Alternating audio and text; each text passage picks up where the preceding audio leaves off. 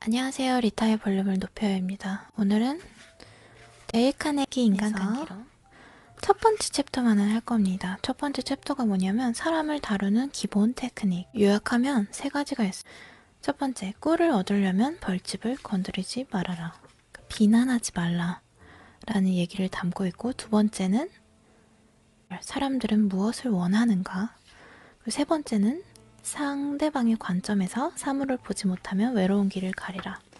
상대방의 입장에서 생각하는 거에 중요함을 얘기하고 있습니다. 이렇게 딱 들어보면 좀 클리셰 같죠? 뻔한 얘기 같고, 뻔한 얘기인데 우리가 살아가면서 적용을 못하는 매번 하고 있는 그런 오류에 대해서 좀 짚고 넘어갈 수 있는, 유치원 때 배운 게 사실 인생에서 제일 중요했다라고 막 하는 거 있잖아요. 뭐 거짓말하지 말라, 뭐 이런 것들. 그런 것처럼 좀 원론적인 핵심을 짚고 넘어갈 수 있는 내용이라고 생각해서 전달을 드립니다. 자, 꿀을 얻으려면 벌집을 건드리지 말아라. 비판은 쓸데없는 짓이다. 왜냐하면 비판은 다른 사람으로 하여금 스스로를 방어하도록 만들고 일반적으로 자신을 정당화하기 위해서 안간힘을 쓰게 만들기 때문이다. 또한 비판은 위험한 일이다. 왜냐하면 비판은 사람들의 소중한 자존심에 상처를 입히고 자신의 가치에 대해서 회의를 갖게 하며 원한만 불러일으키기 때문이다. 자, 우리가 바로 잡아주고 싶거나 비난하려는 사람은 스스로를 정당화할 뿐만 아니라 오히려 거꾸로 우리에게 비난을 퍼부을 것이라는 점을 명심해야 된다. 왜 비난하면 그러니까 모든 행동에는 이유가 있잖아요. 그 사람의 상황이 있고 느낌이 있고 개인적인 그런 것들이 있단 말이에요. 그래서 실제로 그게 잘못한 일이었다고 하더라도 그 사람 안에 그 메커니즘에선 다 이유가 있고 마땅히 할 만한 그런 상황이 있었던 거예요. 그러니까 내가 정말 너가 잘못한 거야 라고 이렇게 얘기를 해도 오히려 방어적이 돼서 자신의 이유만을 계속 반복해서 말하는 결과만 낳는다는 거죠.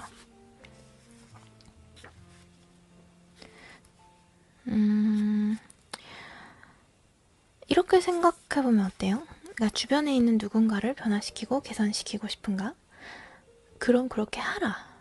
나도 적극 찬성이다.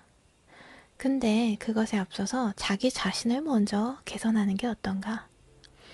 순전히 이기적인 관점에서 보더라도 남을 개선시키는 것보다 자신을 개선시키는 게 훨씬 더 수치가 맞는 일이다. 또한 훨씬 덜 위험한 일이기도 하다. 그리고 아래 이렇게 써있어. Perfect yourself first. 너 자신을 먼저 정비하라고. 크건 작건 간에 누군가의 아픈 곳을 찌르는 비판을 하면 거기서 생긴 분노는 수십 년이 지나도 누그러지지 않고 죽을 때까지 이어진다. 그 비판이 정당하냐 아니냐 하는 것은 문제가 되지 않는다. 이거 우리는 논리적으로 생각을 하는데요. 실제로 상대방은 감정의 동물이며 편견으로 가득 차 있고 자존심과 허영심에 의해 움직인다는 사실을 명심해야 된다. 논리적으로 사고하지 않아요, 우리는. 우리 자신의 그런 가치와 왜곡된 생각에 의해서 살아갈 수밖에 없는 존재들이니까. 그랬어. 그래서 이 첫 번째가 지나갔어요. 첫 번째, 꿀을 얻으려면 벌집을 건드리지 말아라 였고요. 두 번째, 인간관계의 핵심 비결. 이거부터 좀 더 저는 몰입이 되는 얘기였어요. 사람을 움직이려면 뭘 해야 될까요? 사람을 움직이려면 내가 내 뜻대로. 그때는 상대가 원하는 걸 해주는 게 유일한 방법이래요. 그러니까 누구든 옆구리에 총을 들이대가지고 그 일을 하게 만들 수는 있는데 이런 강제적인 방법들은 전혀 바람직스럽지 않죠. 애기를 키우면서 애한테 막 강제로 뭐 공부를 시킨다든지 뭐 어떻게 때린다든지 직원한테 막 이렇게 막 모욕적으로 해가지고 협력하도록 만든다든지 앞에서는 어느 정도 하겠지만 그거에 대한 반작용이 분명히 있습니다. 그래서 정말 상대방을 그냥 깨끗하게 움직이려면 원하는 것을 해주는 게 유일한 방법입니다. 그럼 뭘 원해? 사람들은 뭘 원해? 자, 다 달라. 다 다른데 동일한 게 근본적인 게 있습니다. 자, 20세기가 낳은 세계 최고의 심리학자 지그문트 프로이트 박사는 사람들의 모든 행동에는 두 가지 동기가 있다고 말했습니다. 그것은 성적 충동과 위대한 사람이 되려는 욕망입니다. 그 철학자 중에 한 사람인 존 듀이는 이걸 약간 다르게 표현했는데 그 듀이 박사는 인간 본성에 존재하는 가장 깊은 충동은 인정받는 인물이 되고자 하는 욕망. 원문은 The desire to be important. 중요한 사람이 되고자 하는 그 욕망입니다.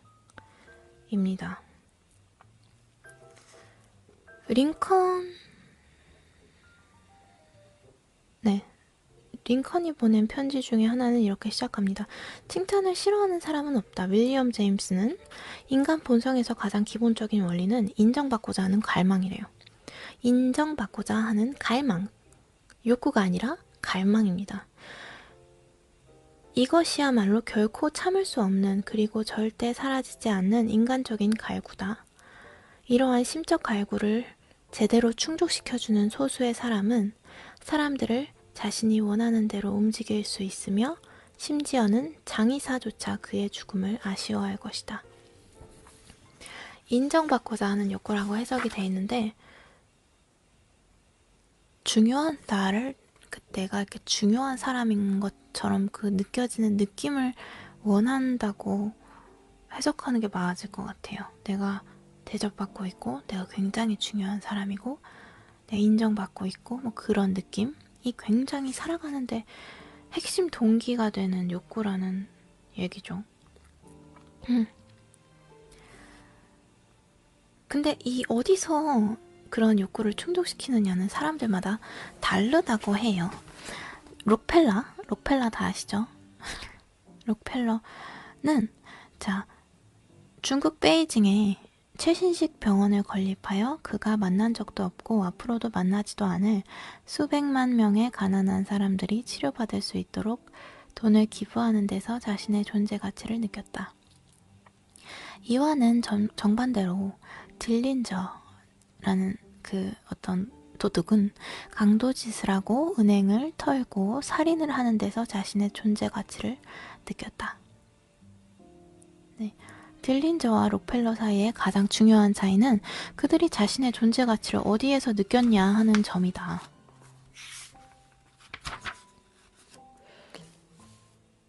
그리고 이 느낌을 못 받아가지고 미치는 사람도 많대요. 정신병원에서 의사를 인터뷰했는데 결혼 생활에 실패한 그 여자가 있었대요. 자기 환자 중에. 그녀는 사랑과 성적 만족, 자녀, 그리고 사회적 지위를 원했는데 실제 삶에서는 모든 희망이 깨어지고 말았습니다. 남편은 그녀를 사랑하지 않았습니다. 심지어 같이 밥 먹는 것도 거부하고 블라블라 돼 있고 아기도 안 생기고 사회적 지위도 누릴 수가 없었대. 그래서 그녀는 정신 이상에 걸렸어. 그리고 상상 속에서 그녀는 이혼을 하고 처녀적 이름을 되찾았습니다. 지금은 영국 귀족과 재혼을 했다고 믿고 있어서 언제나 자신을 스미스 백작 부인이라고 불러달라고 합니다. 자, 이혼은 인정받고 있다는 느낌에 대한 갈망이 너무 커가지고 그 느낌을 얻으려고 실제로 정신 이상이 되는 사람들이 있을 정도라면 제정신을 가진 사람들을 솔직하게 칭찬할 경우 어떤 기적을 이룰 수 있을지 상상이 되는가?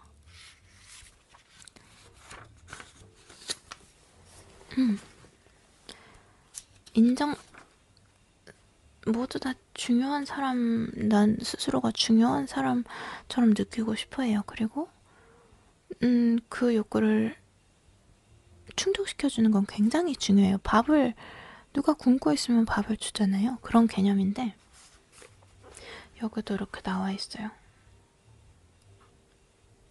그러니까 막 6일 동안, 며칠 동안 자기 자녀나 가족한테, 직원한테 밥을 안 주면, 일주일 동안 안 주면 죄책감을 느끼겠죠. 근데 음식만큼이나 사람들한테 필요한 진심 어린 칭찬, 진심 어린 칭찬, 그거는 뭐 일주일 아니면 10년? 50년 이상이나 해주지 않고도 죄책감을 안 느낀대요. 그게 이상하대요, 이 사람은.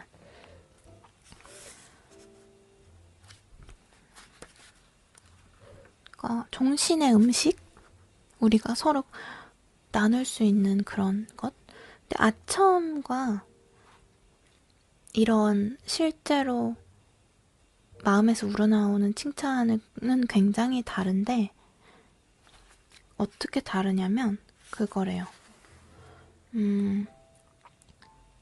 아첨은 자기 그냥 상대방이 자기 자신한테 보는 그 모습을 얘기해 주는 거?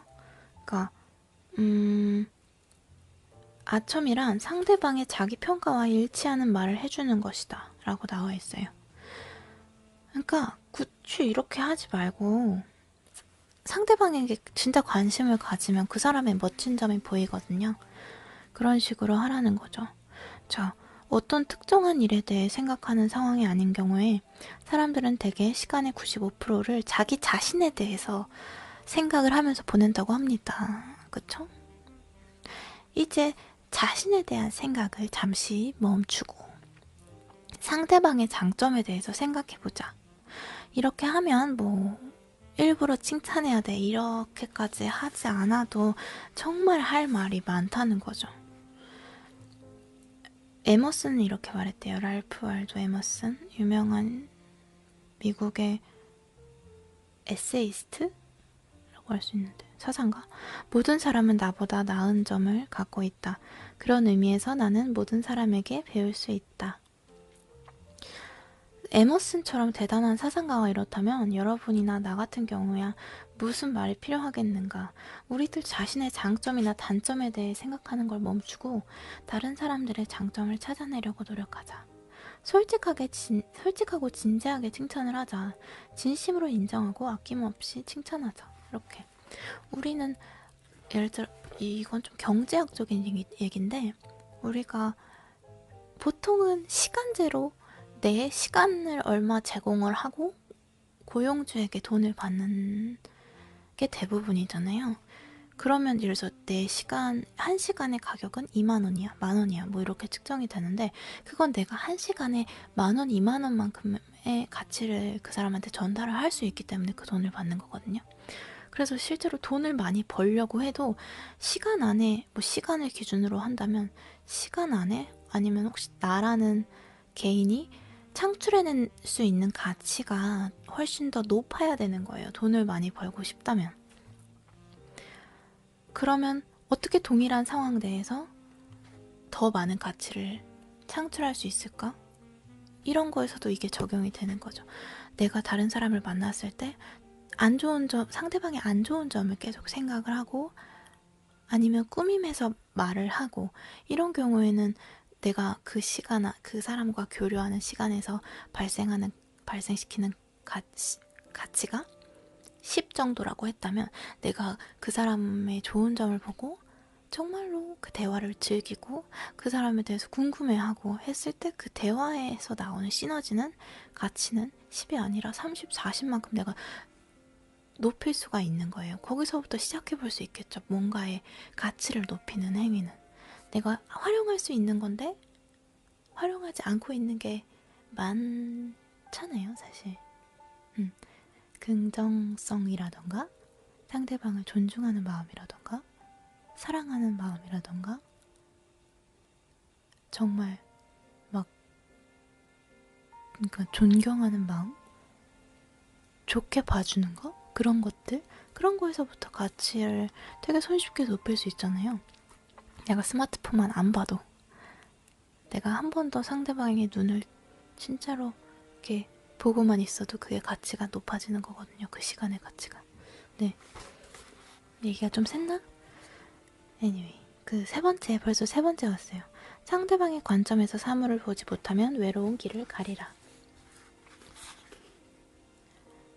그러니까 이 사람도 이렇게 작가 데일 카네기도 낚시 갔는데 낚시 가가지고 내가 좋아하는 팥빙수, 딸기빙수 같은 거를 먹으라고 물고기한테 이렇게 미끼로 내놓지 않잖아요. 내가 좋아하는 거 말고 걔가 좋아하는 거 주잖아요. 지렁이 같은 거, 메뚜기 같은 거 주잖아요. 빙수 안 주고. 근데 사람을 낚는 경우에도, 여긴 낚는다고 표현을 했는데, 사람을 낚는 경우에도 바로 이런 상식을 활용하지 못할 게 무엇인가, 이렇게 나와 있어. 자, 아무도 여러분이 원하는 것에 관심을 기울이지 않아요. 사람이 다 똑같이 그래요. 그들은 자신이 원하는 거에만 관심을 기울인다. 그러므로 다른 사람을 움직일 수 있는 유일한 방법은 그가 원하는 것에 대해서 얘기를 나누고 그것을 어떻게 얻을 수 있는지 보여주는 것이다.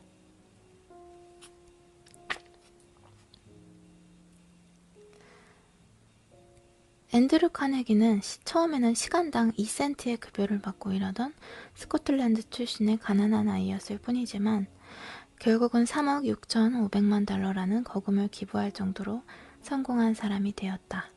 이런 그의 성공은 그가 다른 사람을 움직일 수 있는 유일한 방법은 그 사람이 원하는 거에 대해서 얘기하는 것임을 일찍 깨달았기 때문에 가능했다. 어떻게 하면 저 사람이 그 일을 하고 싶도록 만들 수 있을까? 내가 무엇을 원하는지 한마디도 말하지 않고 원하는 것을 얻어낼 수 있습니다. 계속 상대방이 무엇을 원하는지 그리고 그것을 어떻게 얻을 수 있는지에 대해서만 얘기를 하면 됩니다. 헨리 포드가 이렇게 말을 했대요. 성공을 위한 비결이 하나 있다면 그것은 상대방의 관점을 이해하고 내 관점뿐 아니라 상대방의 관점에서 사물을 보는 능력입니다.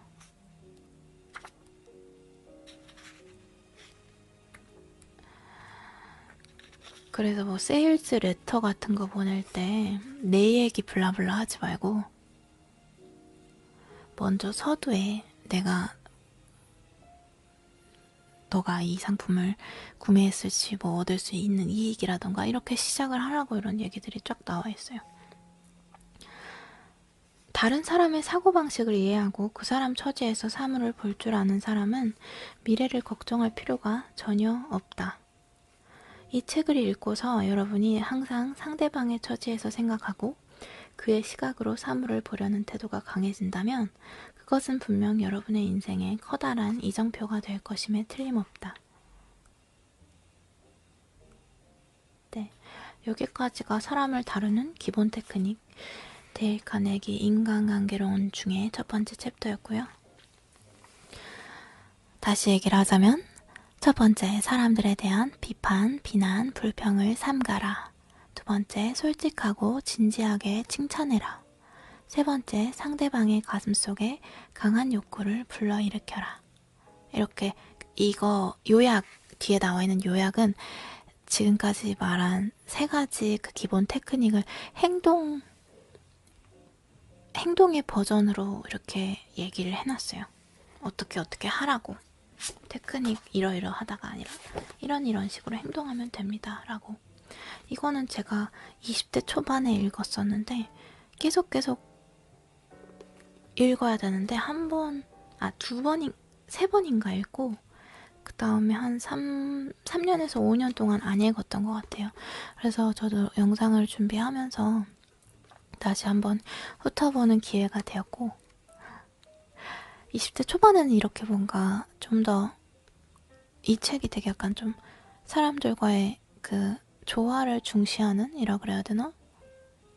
좀 이렇게 당근과 채찍이 있다면 당근에 대한 얘기를 좀 하고 있는데 어떻게 표현하면 네, 최근 몇 년 동안 20대 후반에 들어서는 좀 채찍에 대한 스스로 저 혼자 막 배웠던 거는 사람들 사이에서 당근보다 채찍을 어떻게 활용하는지에 대해서 막 생각을 많이 해왔었는데 최근에는 이 책을 보니까 또 새롭네요.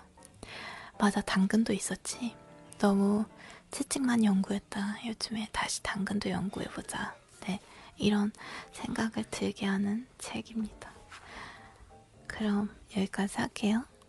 좋은 책이니까 한 번은 꼭 읽어보세요.